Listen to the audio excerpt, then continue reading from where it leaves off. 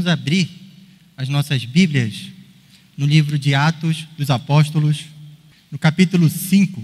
Vamos ler do verso 1 ao verso 11. Diz assim a palavra do Senhor: Entretanto, certo homem chamado Ananias, com sua mulher Safira, vendeu uma propriedade, mas em acordo com sua mulher, reteve parte do preço e, levando o restante, depositou aos pés dos apóstolos.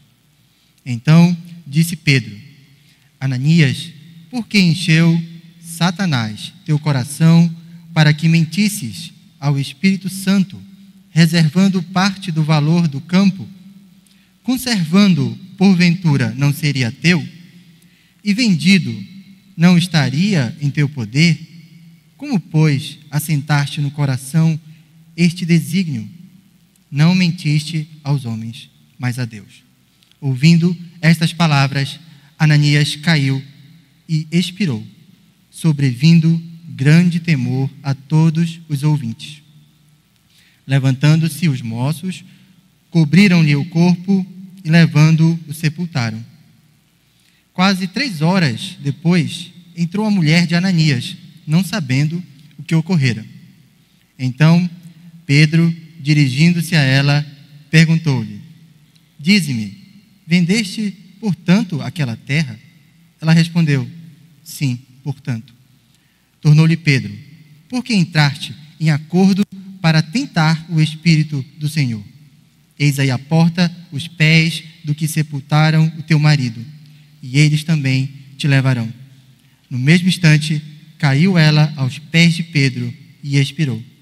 Entrando, os moços acharam-na morta e, levando-a, sepultaram-na junto do marido. E sobreveio grande temor a toda a igreja e a todos quantos ouviram a notícia destes acontecimentos. Oremos. Senhor nosso Deus, Criador dos céus e da terra, nós louvamos ao teu nome pela oportunidade renovada que temos de estarmos mais uma vez na casa do Senhor para te prestar culto, para cantar louvores que exaltam teu ser, a tua obra maravilhosa de salvação, de redenção, de libertação em nosso favor, que o Senhor realizou por intermédio do teu Filho amado, nosso Senhor Jesus. Nós te pedimos, suplicamos, por este momento de exposição da tua palavra, que o Senhor possa me assistir e também, ó Pai, tocar nos corações dos ouvintes, a fim de que possamos sair daqui mais instruídos, mais cheios do teu Santo Espírito e do teu temor. É isso que nós te oramos, te agradecemos, te pedimos. Em nome de Jesus. Amém. Meus irmãos, é impossível nós lermos a Bíblia, estudarmos as Escrituras, sem chegar à conclusão de que a igreja não está imune ao pecado. E qualquer instrução que ensine o perfeccionismo da igreja visível de Cristo aqui neste mundo, no sentido de que ela pode alcançar uma condição edênica, paradisíaca, em que seus membros podem viver sem pecar, esse tipo de ideia, esse tipo de pensamento não corresponde ao ensino da palavra de Deus.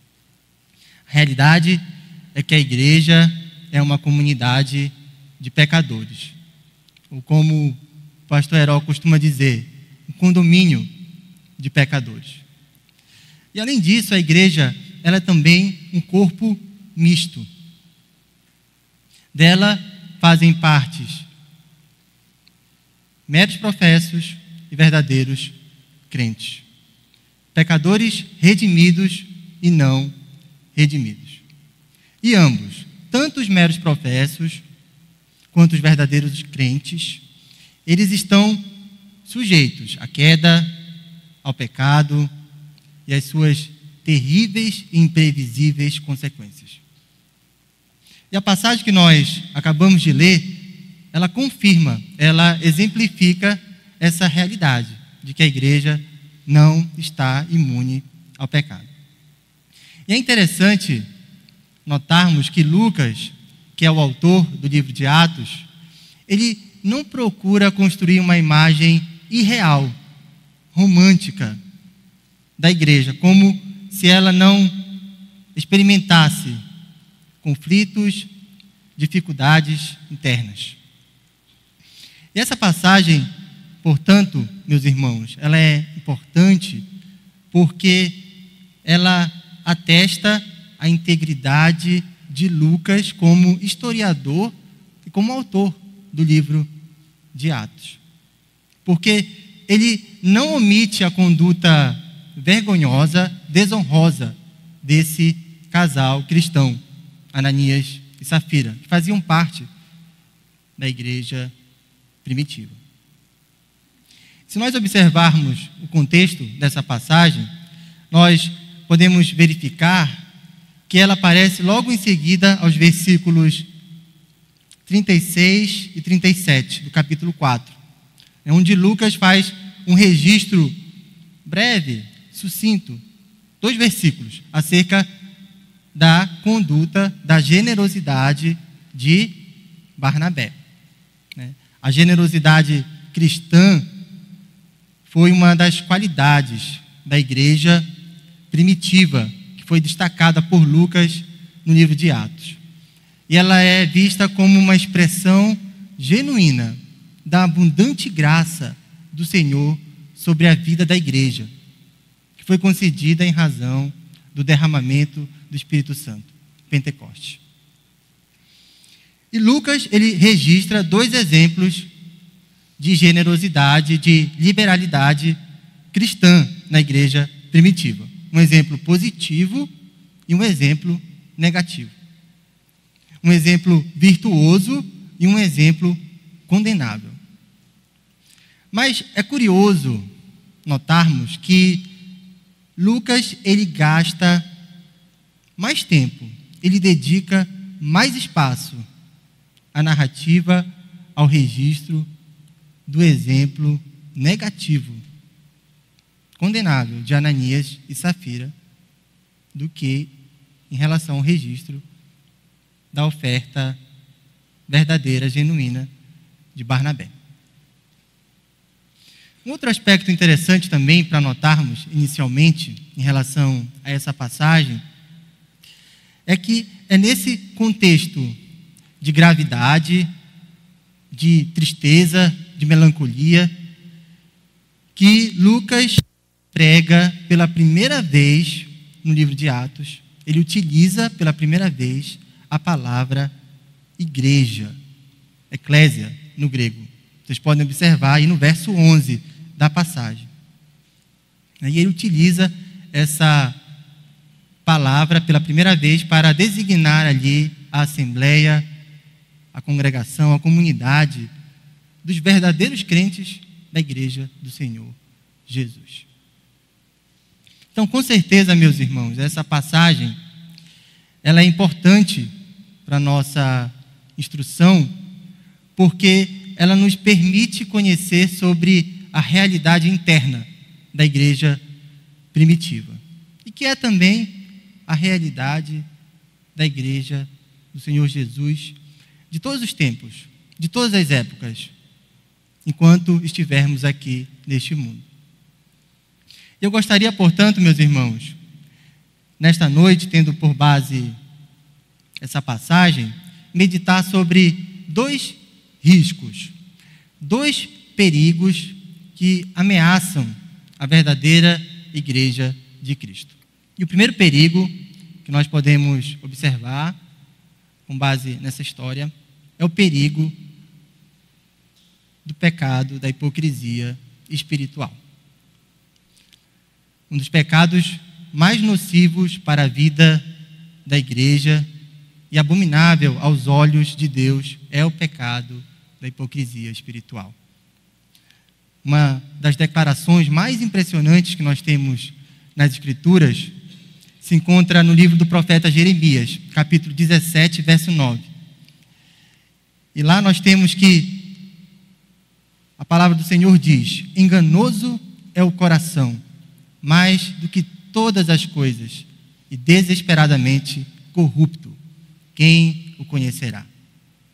E essa declaração ela é impressionante e importante porque ela lança profunda luz acerca da nossa condição, da nossa natureza corrompida, decaída. Ela não nos deixa enganar acerca do fato de que o nosso coração ele é terrível, ele é pecaminoso.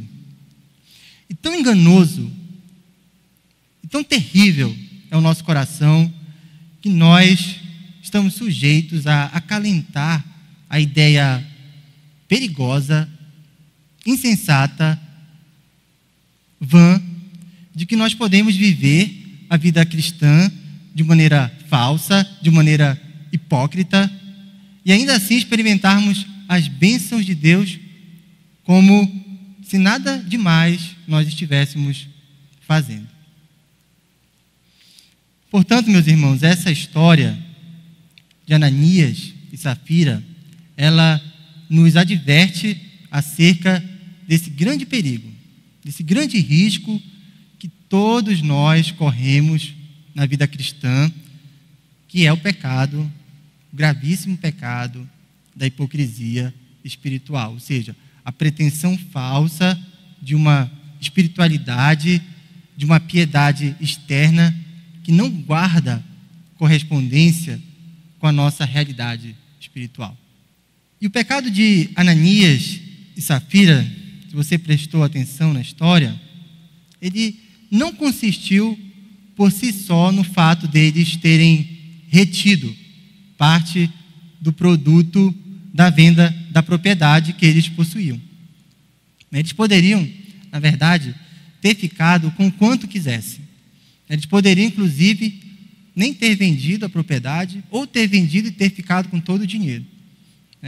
As perguntas retóricas do verso 4, você pode observar, que o apóstolo Pedro faz para Ananias, elas indicam que a venda, que a comunhão de bens na igreja primitiva não tinha uma natureza mandamental. Não era uma obrigação, elas não eram obrigatórias, mas a venda, a comunhão de bens era voluntária. Contudo, meus irmãos, o texto ele parece indicar que, de alguma forma, Ananias e Safira eles assumiram um compromisso voluntário, talvez um voto, não sabemos, de entregar à igreja todo o dinheiro do produto da venda, da propriedade que eles possuíam. Portanto, ao reterem secretamente o que eles haviam prometido ofertar, eles forjaram, eles simularam uma doação fraudulenta, hipócrita, com o objetivo de quê? De apresentar uma generosidade maior do que eles realmente estavam dispostos a praticar. Então, eles não haviam apenas roubado a Deus, o que já seria gravíssimo, mas eles também foram mentirosos. E por isso que no verso 3 nós temos aí Pedro acusando Ananias dele mentir contra o Espírito Santo. E, meus irmãos, uma das condutas mais prejudiciais em qualquer relacionamento é a mentira. A mentira, ela põe em risco a unidade, a integridade de qualquer relacionamento. E na igreja não é diferente. Quem aqui gosta de se relacionar com uma pessoa mentirosa? Eu espero que ninguém levante a mão. Mas se nós que somos pecadores, caídos, nós não gostamos, nós não desejamos nos relacionar com uma pessoa mentirosa, Imagina, então, o Espírito Santo. A hipocrisia espiritual, a simulação de espiritualidade, ela revela uma infidelidade, uma deslealdade no nosso relacionamento com Deus, com a igreja. Na verdade, Ananias e Safira, através dessa conduta de reter parte do produto da venda da sua propriedade, fazendo isso, eles demonstraram amor ao dinheiro, ao mesmo tempo que eles almejavam a reputação de serem pessoas altamente espirituais. Justas, pessoas piedosas, assim como o era Barnabé e outros membros da igreja, da comunidade cristã daquela época. E para mascarar tudo isso, eles se valeram, então, de um engodo, de uma mentira, para concretizar, então, o que nós podemos chamar de fraude contra o Espírito Santo. Se nós fôssemos tipificar essa conduta de Ananias e Safira. O pecado da hipocrisia espiritual, meus irmãos, ele é tão nocivo para a vida da igreja porque ele fomenta, ele introduz no seu meio a corrupção moral do corpo de Cristo. E ele associa impiedade com piedade, mentira com verdade, iniquidade com culto a Deus, amor ao dinheiro com espiritualidade cristã, adoração a Mamon com serviço cristão. A hipocrisia espiritual, portanto, ela é uma tentação real para cada um de nós. E quando ela se introduz na vida da igreja, ela descaracteriza, ela deforma a imagem da igreja. Ela compromete a sua integridade, a sua missão, ela prejudica a unidade do corpo de Cristo. O apóstolo Paulo, na primeira carta a Timóteo, no capítulo 3, no verso 15, ele declara que a igreja de Deus é coluna e baluarte da verdade. E, em razão disso, ela deve ser depositária, ela deve ser portadora da verdade, não da mentira. Porque a igreja é a casa de Deus, é o santuário da habitação de Deus. E Deus é santo, e Deus é verdadeiro. Então, se a missão da igreja é ser coluna e baluarte da verdade, o pecado da hipocrisia espiritual atenta contra a missão da igreja. No livro do profeta Isaías, nós temos a palavra do Senhor advertindo o povo de Israel contra o culto hipócrita. Peço para você abrir, por favor, no capítulo 1, no verso 13. O Senhor diz lá claramente, Isaías, capítulo 1, verso 13. Não continueis a trazer ofertas vãs. O incenso, para mim, é abominação. E também as festas de lua nova, os sábados, de a convocação das congregações. Não posso suportar iniquidade associada ao ajuntamento solene. Deus abomina, Deus aborrece a impiedade associada ao culto, a iniquidade associada ao ajuntamento solene. Ou seja, pecado associado à atividade da igreja. Deus abomina.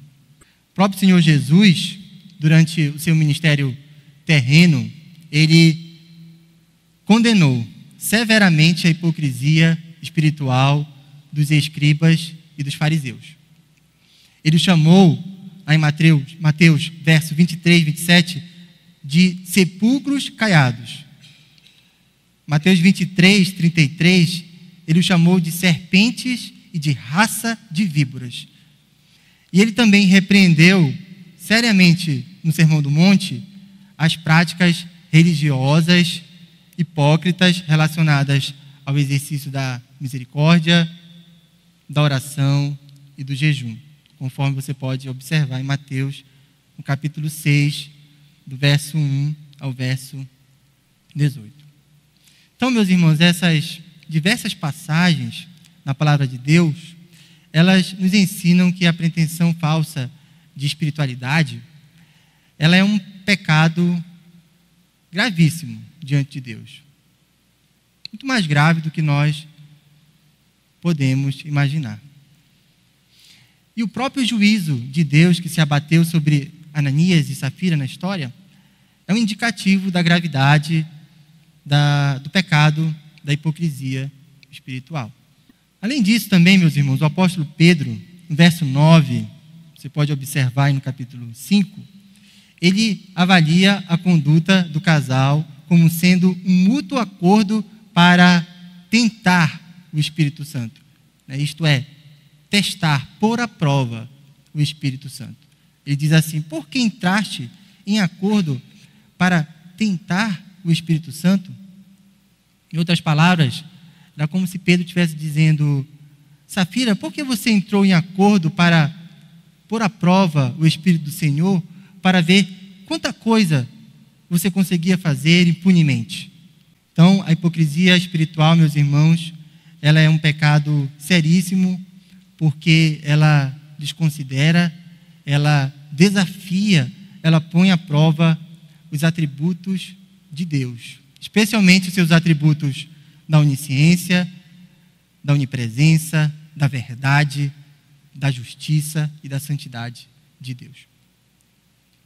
Deuteronômio 6,16 diz: não tentarás, não provarás, não testarás o Senhor teu Deus.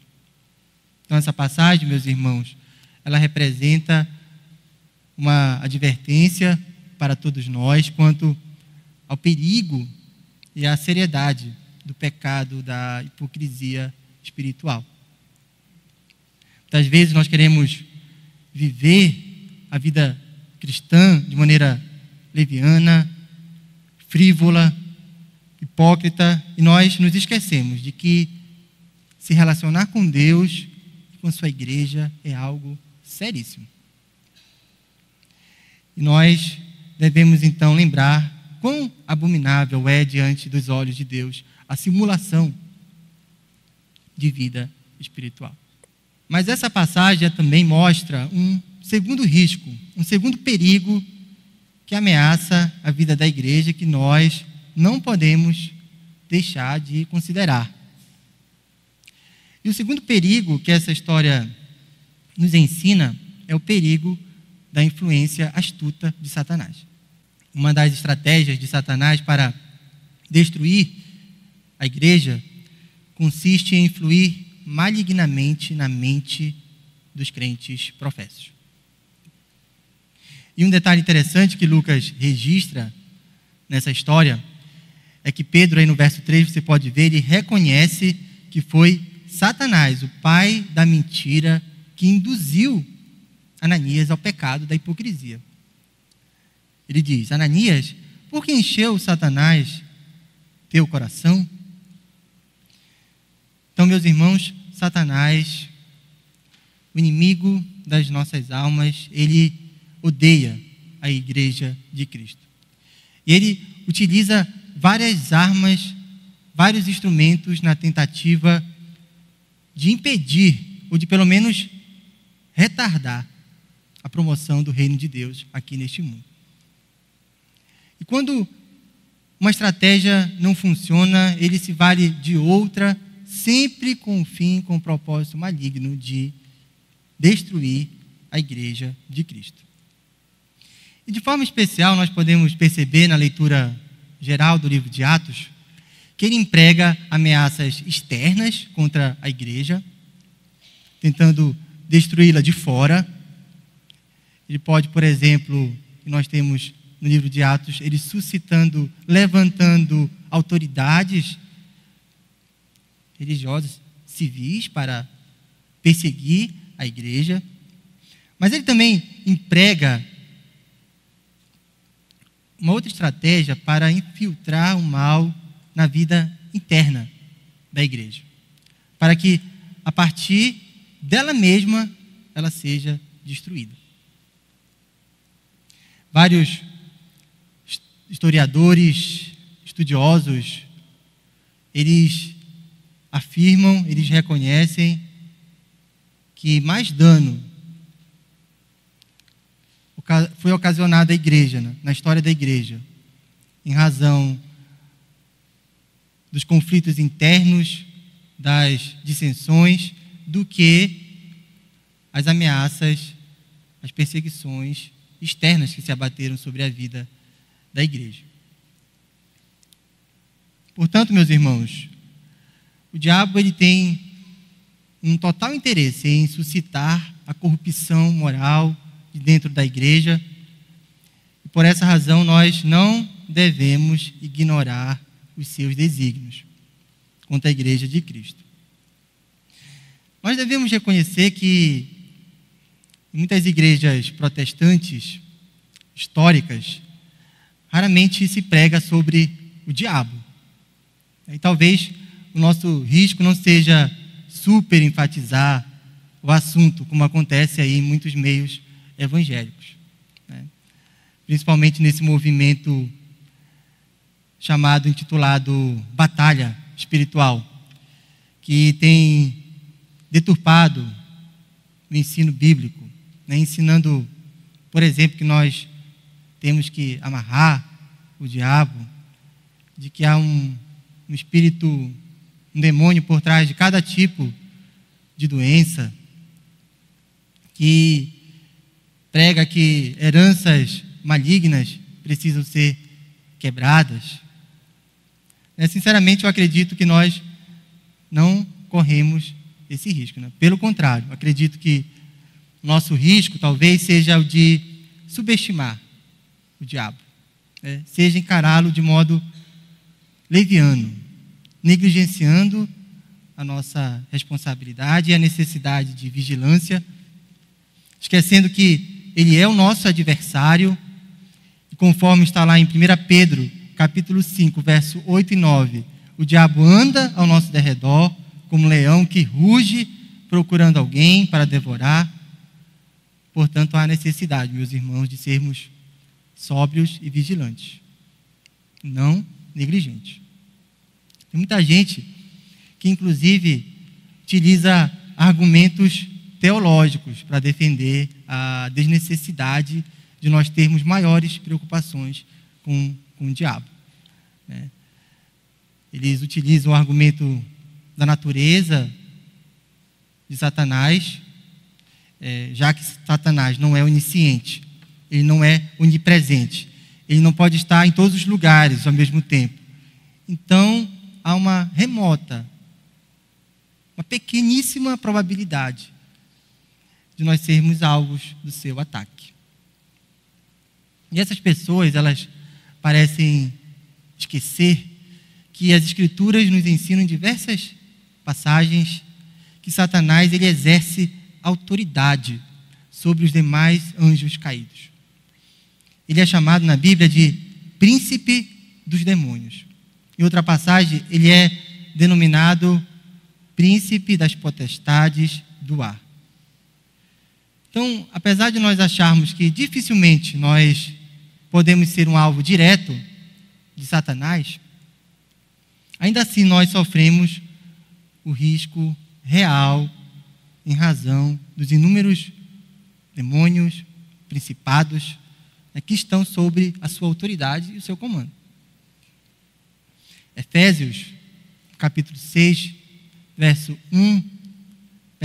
12, o apóstolo Paulo, ele nos adverte e ele diz que a nossa luta não é contra o sangue e a carne, mas sim contra os principados e potestades, contra os dominadores deste mundo tenebroso, contra as forças espirituais do mal. Então, portanto, meus irmãos, tendo em vista que há um risco real de nós sermos alvos de Satanás e dos seus anjos caídos, eu gostaria de fazer algumas breves considerações sobre este ser corrompido, sobre a sua atividade maligna e que parece exercendo aí um papel importante, uma participação considerável na história que nós estamos meditando nesta noite. E à luz dessa passagem, meus irmãos, nós podemos influir que Satanás ele exerce poder sobre a mente humana. A Bíblia ela ensina que Satanás e os demais anjos caídos, eles têm poder, eles são seres espirituais poderosos. Eles não são onipotentes, os poderes deles são limitados. Mas, ainda assim, eles são seres capazes de exercer influência, de exercer poder sobre diversas áreas, diversos elementos.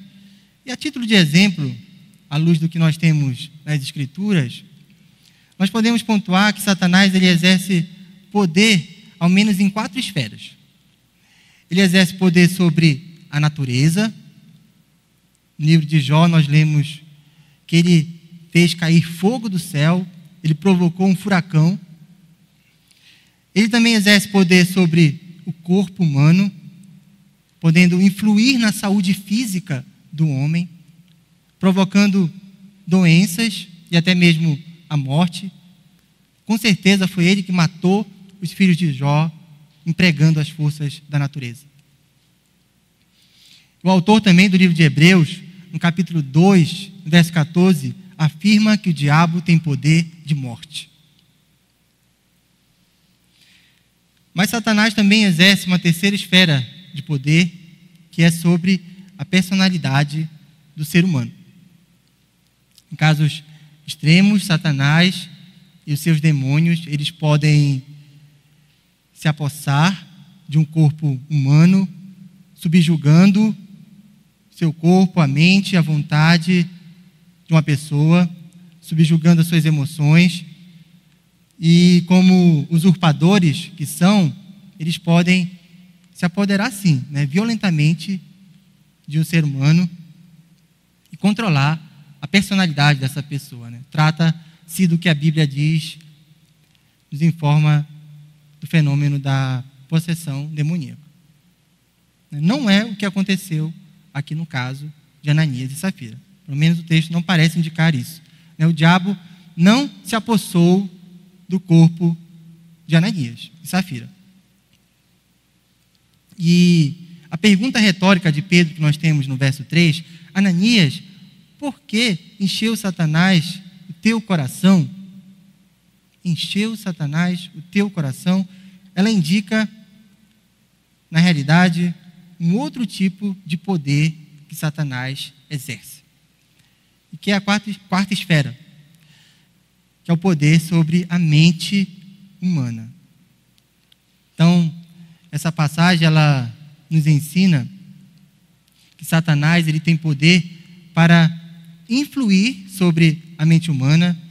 De algum modo, ele pode sugerir pensamentos, ideias, ações, condutas, como ocorreu no caso de Ananias e Safira. E Satanás, ele manifesta esse poder de influência sobre a mente humana na sua atividade mais comum e danosa, que é a tentação. Ele é chamado em 1 Tessalonicenses, capítulo 3, verso 5, de o tentador. E ele tenta os homens, sugerindo pensamentos impuros, blasfemos, corrompidos, induzindo sempre o homem ao pecado. E além de tentar Ananias, como nós temos aqui na história, ele fez isso também, por exemplo, com Davi. Em 1 Crônicas, se você quiser conferir, capítulo 21, verso 1, nós temos Satanás induzindo Davi ao pecado. Está escrito assim: então Satanás se levantou contra Israel e incitou a Davi a levantar o censo de Israel. Satanás também, numa outra ocasião, ele tentou o próprio apóstolo Pedro.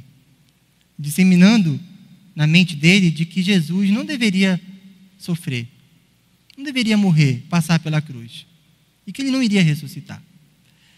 Pelo que Pedro foi duramente repreendido pelo Senhor Jesus, de maneira severa. Arreda, Satanás, tu és para mim pedra de tropeço, porque não cogitas das coisas de Deus. Foi essa a dura repreensão que Pedro ouviu do Senhor Jesus, lá no relato de Mateus, no capítulo 16, verso 22 e 23. E é provável também, meus irmãos, que tenha sido dessa maneira, através do poder que Satanás tem de influir sobre a mente humana, que ele tenha tentado o próprio Senhor Jesus, lançando sobre a mente do Senhor Jesus, homem, esses pensamentos pecaminosos. Satanás, ele é um ser espiritual, incorpóreo, ele precisa, para se manifestar fisicamente, se valer de corpos de outras pessoas ou animais. Então, nós não temos esclarecimento na passagem da tentação do Senhor Jesus, se ele se apossou de algum corpo, de algum ser humano, para tentar Jesus dessa forma, ou então ele agiu, o que provavelmente deve ter acontecido, ele agiu influenciando, tentando o Senhor Jesus na sua mente. Contudo, meus irmãos, apesar do diabo ter esse poder real de influir sobre a mente humana, nós não podemos atribuir todo o mau pensamento, todo o mau propósito, toda má palavra diretamente ao diabo. Indiretamente, sim, de forma indireta nós podemos atribuir, porque em última instância foi Satanás que nos colocou nesse estado de corrupção, de pecado. Ele que induziu o homem à queda, a esse nosso estado que nós nos encontramos. Entretanto, a palavra de Deus, ela deixa claro que o homem, ele não precisa da ingerência diabólica para ser incitado ao pecado. A nossa própria natureza humana corrompida, ela já é suficiente para isso, para nos incitar ao pecado. Passagem de Tiago, lá em capítulo 1, verso 14 e 15, diz assim: cada um é tentado pela sua própria cobiça, quando esta o atrai e seduz. Então a cobiça, depois de haver concebido, dá à luz o pecado, e o pecado, uma vez consumado, gera a morte. Então, meus irmãos, nós não podemos, e aqui eu quero utilizar uma linguagem popular, sempre fazer o diabo de costas largas, atribuindo a ele a culpa dos nossos pecados, dos nossos pensamentos, quando, na verdade, muitas vezes, nós somos tentados pelas nossas próprias corrupções, pelas nossas próprias cobiças. É importante também ressaltar, meus irmãos, que a tentação em si, ela não constitui pecado. Dessa obra maligna que é a tentação, nem o Senhor Jesus ficou de fora. Nós vemos, já mencionamos aqui, que o diabo tentou a Jesus. Cristo em tudo foi tentado, mas como nós temos no registro das Escrituras, Satanás não teve sucesso na sua investida contra o Salvador. Jesus foi tentado sem pecar. Então, meus irmãos, Satanás, ele pode tentar, mas ele não pode forçar o crente a cair em tentação. E aqui eu quero mencionar aquela frase conhecida, acredito que da maioria, de Martinho Lutero sobre o assunto. Pedi para o Felipe passar e depois ele pode retornar. Martinho Lutero, na sua famosa frase, diz assim: não podemos impedir que os pássaros voem sobre as nossas cabeças, mas podemos impedir que eles façam ninhos sobre elas. Assim também, não podemos nos livrar de sermos tentados, mas podemos lutar para não cairmos em tentação. Então, meus irmãos, nós só pecamos, nós só caímos quando nós cedemos à tentação, quando nós damos ouvido à voz, à influência do diabo. Ou então, damos ouvido à nossa própria natureza corrompida. E foi o que aconteceu com Ananias e Safira. Por um lado, o Satanás, ele induziu, sim, ele tentou Ananias ao pecado da hipocrisia, mas nós não podemos deixar de observar, de considerar que Ananias, ele foi culpado também por não ter resistido à tentação. O apóstolo Pedro, ele reconhece essa origem dupla do pecado de Ananias. No verso 3, porque encheu Satanás o teu coração, indica que Pedro discerniu que houve tentação por parte do diabo.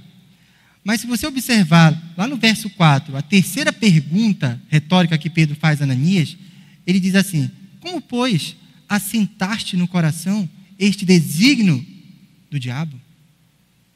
Então essa pergunta, ela indica que Pedro não tomou Ananias por inocente, visto que ele poderia ter resistido à tentação e o diabo o deixaria.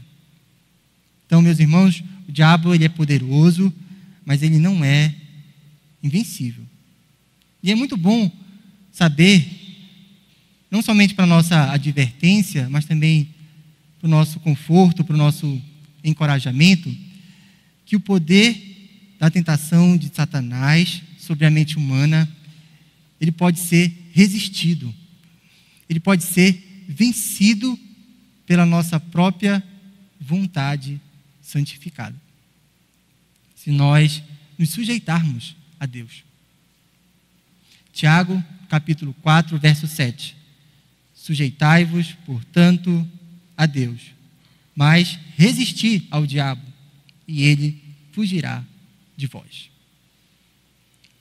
O apóstolo Paulo declara em 1 Coríntios, no capítulo 10, no verso 13, que não nos sobrevém tentação que não seja suportável, porque Deus é fiel e não permitirá que sejamos tentados além das nossas forças. Para isso, juntamente com a tentação, ele nos provê livramento, de modo que possamos suportar. Então, com certeza, meus irmãos, Deus tem fornecido meios de graça para que possamos resistir às investidas, à influência, à ingerência maligna de Satanás, através da tentação. Deus, ele nos deu toda sorte de bênçãos espirituais. Ele nos deu a sua palavra, ele nos deu a oração, ele nos deu a ceia do Senhor, ele nos deu a comunhão com os santos, o culto, a pregação. Diversos meios, meus irmãos, nós podemos contar que Deus nos confere para nos fortalecermos, equiparmos contra as investidas de Satanás. Infelizmente, Ananias e Safira, eles sucumbiram à influência maligna de Satanás, permitindo então que Satanás derramasse nos seus corações a avareza, a mentira, a hipocrisia. E uma das estratégias, então, meus irmãos, de Satanás contra a igreja consiste em influir malignamente sobre a mente dos crentes professos. Meros professos ou crentes verdadeiros.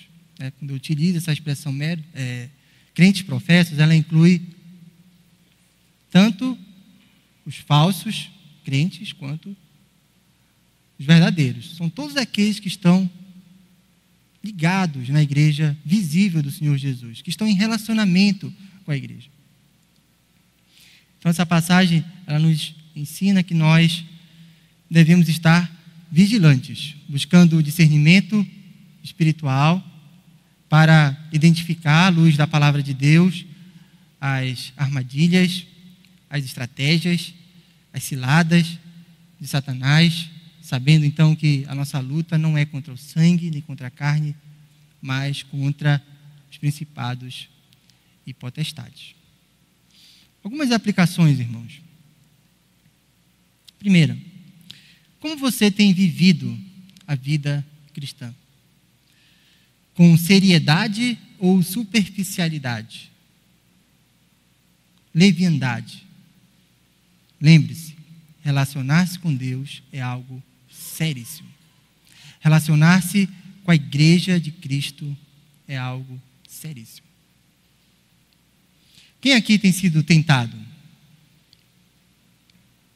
Dê uma nota de 0 a 10 para a sua capacidade de resistir às tentações do diabo e da sua natureza pecaminosa.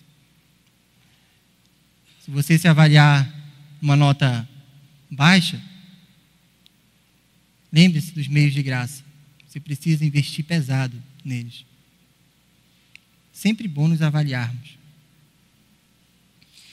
Terceiro, mais terrível do que a morte física de Ananias e Safira é a condenação espiritual daqueles que rejeitam a graça salvadora de Deus em Cristo e permanecem obstinados e endurecidos em seu coração. Que Deus nos abençoe, nos dê a graça de prosseguirmos firmes na vida cristã, advertidos do pecado da hipocrisia espiritual, advertidos da astúcia de Satanás, que nós possamos estar sempre convictos, certos, de que em Cristo Jesus nós somos vencedores e que no porvir nós vamos estar livres, nós vamos viver livres de toda e qualquer ingerência do pecado e do diabo.